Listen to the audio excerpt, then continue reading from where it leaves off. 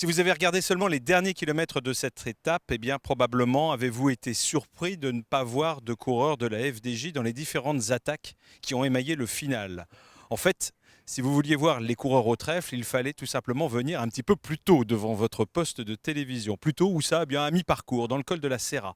Où là, vraiment, on a vu les équipiers de Thibaut Pinot prendre les affaires en main, durcir la course de façon assez sensible. Ça n'a pas empêché ensuite d'autres offensives, mais le maillot jaune en particulier n'était plus présent aux avant-postes. Après une journée où le devoir a été bien accompli, réaction des principaux protagonistes de l'équipe.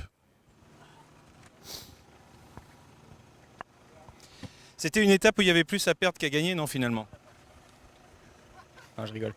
Oui, c'est clair. Il y avait beaucoup plus, pour nous, en tout cas pour le général, à perdre qu'à gagner.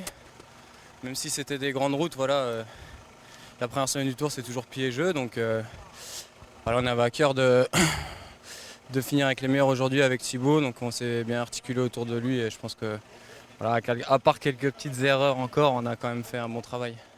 Dans le deuxième grimpeur de la journée, on vous a vu rouler tous devant. Est-ce que c'était avant tout pour protéger justement Thibaut Pinot? Voilà, on savait que c'est le Tour, c'est nerveux. Et que cette dernière bosse en ville à 10 km, si on amenait tout le monde, tous les sprinteurs, les poissons pilotes et tout au pied de cette bosse, ça allait être très dangereux.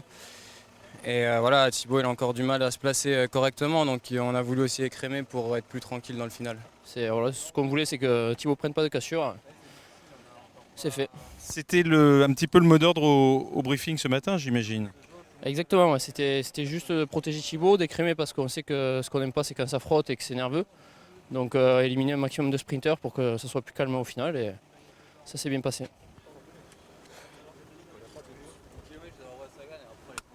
On a voulu durcir justement pour éliminer du monde, pour qu'il n'y ait pas qu'il y ait de risque de cassure et de chute pour moi dans le final. Donc on pensait que d'autres équipes avaient le même objectif, mais on est sur le tour, tout le monde en garde le plus possible. Et voilà, c'est dommage parce qu'il y a des équipes qui ont vraiment de quoi faire péter la course et personne ne bouge. Donc là, on n'aurait rien fait, ça aurait été 150 mecs au sprint, c'est dommage avec un parcours comme ça, quoi.